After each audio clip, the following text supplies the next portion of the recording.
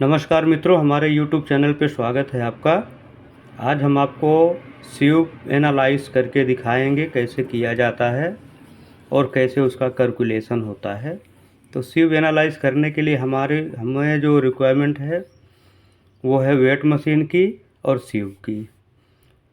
सीव 10 mm, 4.7 mm, 2.36 mm, 1.18 mm, 600 micron, 300 micron and 150 micron, ये इतने सीव हमको लगने होते हैं।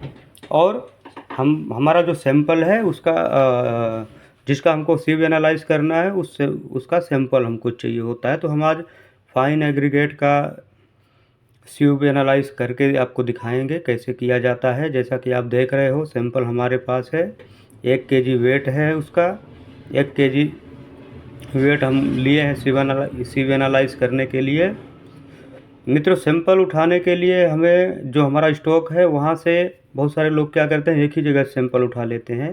पर प्रॉपर हमको सैंपल कम से कम 8 से 10 जगह से थोड़े थोड़े सैंपल उठा के उसको एकदम मिक्स करके लेना है। और अगर उसमें देखना मॉइस्चर है तो उसको ओवन मशीन में डाल के उसको ड्राई करना है। ड्राई करने के बाद जब पूरा अच्छी तरह से ड्राई हो जाए उसके बाद हमको सैंपल को यूज करना है। जैसा कि आप देख रहे हो, अभी हमारा सीव चालू हो गया है। सीव 10 mm माइक्रोन में हमारा 100% पासिंग आया है, वो हम नोट करके रखेंगे अपने नोट शीट पे। मित्रों, सीव एनालाइज करने के लिए बहुत इजी तरीका है। एक सीव सेकर मशीन आती है, उसमें भी आप डायरेक्ट रख के, इलेक्ट्रिक होता है उसमें आप चालू इलेक्ट्रिक होता है, उसमें आप रखो, सैंपल डाल के 2 मिनट छोड़ दीजिए चालू करके, उसमें पूरा सीव अच्छे से हो जाता है। अभी हम हाथ से ही करके आपको दिखा रहे हैं। तो जैसा कि आप देखें, हमारा 10 mm माइक्रोन में 100% पासिंग आया है, उसमें रिटर्न वेट कुछ नहीं आया है। ये हमारा 4.75 का है, जिसका वेट रिटर्न वेट हमारा 61 ग्राम आया है, उसको हम नोट कर लेंगे। फिर 2.36 का सीव करेंगे।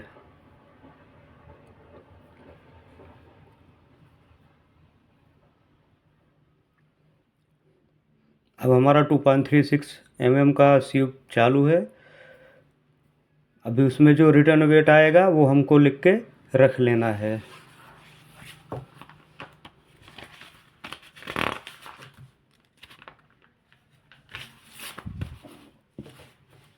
तो 2.36 का वेट हमारा 59 ग्राम आया है। मित्रों, सीव एनालाइज किस लिए किया जाता है, थोड़ी इसके ऊपर बात कर लेते हैं। वीडियो आप देखते रहिए, कैसे सीव किया जाता है वो तो आप देख ही रहे हैं। सीव एनालाइज इसलिए किया जाता है ताकि उसमें कणों के आकार के वितरण, ग्रेडेशन को जाना जा सके, जो निर्माण सामग्री की गुणवत्ता और कार्य को प्रभावित करता है। मतलब उसके कणों के आकार, जो उसमें फाइन कण हैं, छोटे छोटे पार्ट्स हैं, उसके आकार को कितने साइज का कितने प्रतिशत है वो हम इससे निकालते हैं सीव एनालाइज करके। इसीलिए हम अलग अलग साइज का सीव लगाते हैं। सीव एनालाइज से पता चलता है कि फाइन एग्रीगेट में विभिन्न आकार के कणों का कितना प्रतिशत है। वही उसमें जो कई प्रकार के कण हैं, उन आकार के कण हैं, उसमें वो कितने प्रतिशत है, कितनी मात्रा में है, उसका प्रतिशत हमको पता चलता है, जो कंक्रीट के वर्कबिलिटी, स्ट्रेंथ और टिकाऊपन को प्रभावित करता है। जिससे हम वर्कबिलिटी और स्ट्रेंथ, टिकाऊपन को वो प्रभावित करता है। ये हमको पता चलता है फाइन एग्रीगेट में कि उसमें जो छोटे छोटे, अगर फाइन ज़्यादा रहेगा तो उसमें क्या होता है कि जब हम मिक्स डिजाइन करेंगे, फाइन एग्रीगेट हमारा ज़्यादा रहेगा, फाइन मटेरियल ज़्यादा रहेंगे, तो उसमें क्या है, वाटर की जो रिक्वायरमेंट होती है वो ज़्यादा होती है। तो उसमें हम वाटर जब ज़्यादा देंगे, फिर हमारा जो मिक्स डिजाइन रेडी होगा, मिक्स डिजाइन करेंगे कंक्रीट का, तो उसमें जब एज़ पर IS कोड के हिसाब से जो हमारा रिक्वायरमेंट होता है वाटर का, अगर उससे ज़्यादा हम वाटर उसमें डालेंगे, क्योंकि हमारे फाइन मटेरियल ज़्यादा आ रहा है सीव करने में, तो ये वाटर की रिक्वायरमेंट बढ़ जाएगी। वाटर रिक्वायरमेंट बढ़ जाएगी तो कंक्रीट का हमारा स्ट्रेंथ क्या होता है, कम आ जाता है। कंक्रीट की स्ट्रेंथ में कमी आती है।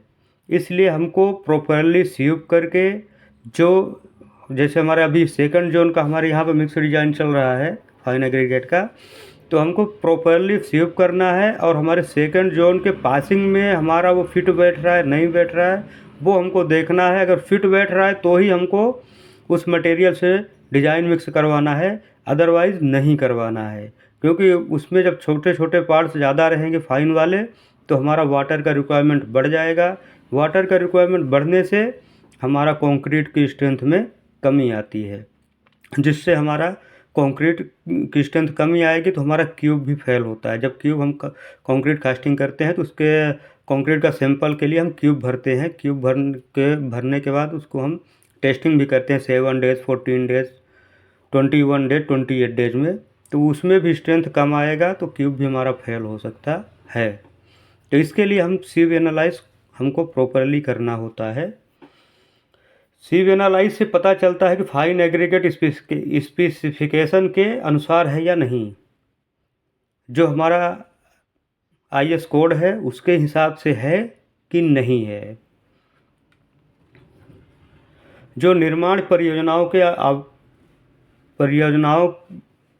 के लिए आवश्यक है, जिस जिस जो हमारा मिक्स डिज़ाइन बनेगा उसके लिए बहुत ज़रूरी होता है कि हमको पहले तो हम डिसाइड करेंगे कि हमारा सैंड किस जोन में है।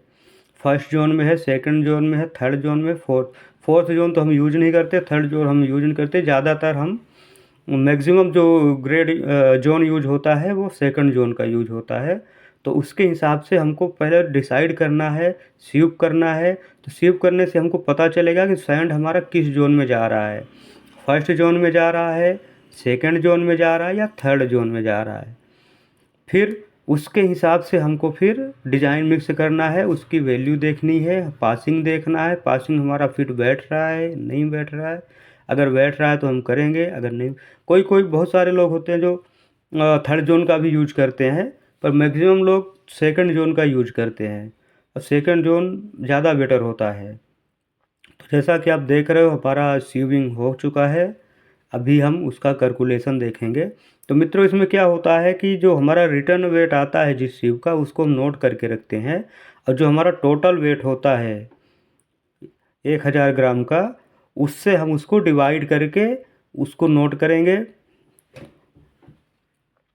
जैसे 61 हमारा फर्स्ट रिटर्न वेट आया है तो उसको डिवाइड करेंगे 1000 इंटू 100 करेंगे तो हमारा 6.1 आएगा, उसको पॉइंट में निकाल लेंगे।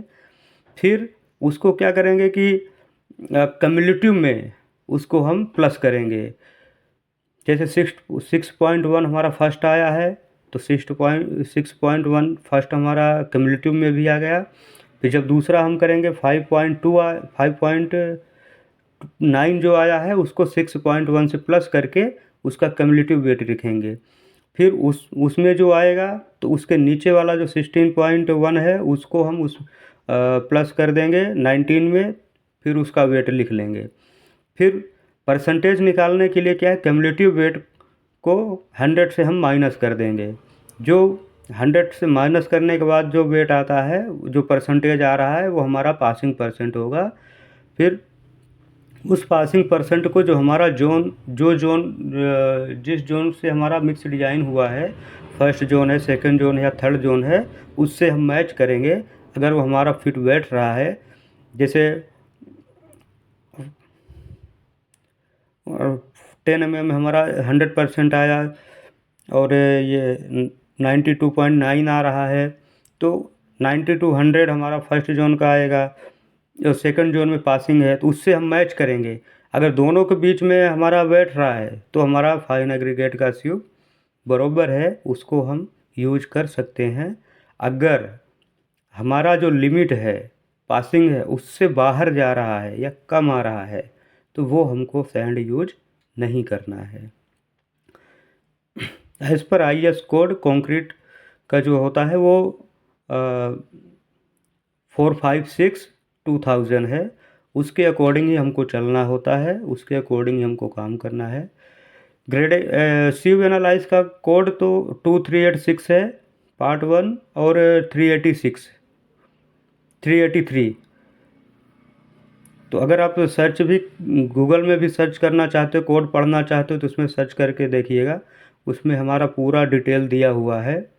तो ये तो हम प्रैक्टिकली आपको दिखा रहे थे कि कैसे सीव करते हैं। बहुत सारे लोग हैं जिनको भी फ्रेशर हैं, उनको पता नहीं होता है कैसे करना है। उसके लिए हमने एक छोटा सा वीडियो बनाया ताकि उनको भी पता चले। वीडियो अच्छा लगे तो लाइक और सब्सक्राइब ज़रूर करिएगा। मिलेंगे फिर कोई नई दूसरी वीडियो लेके दूसरे टॉपिक पे। खास करके फ्रेशर इंजीनियर के लिए बहुत ज़रूरी है, जो लैब टेक्नीशियन के लिए आते हैं उनको ये सब मालूम होना चाहिए कि कैसे हमको सीव करना है, कैसे वेट करना है, कितने mm का सीव लगता है, कौन कौन सा लगता है। और इसका सिल्ट कंटेंट भी बहुत बहुत ज़रूरी होता है चेक करना, वो हम आपको अगली वीडियो में बताएं।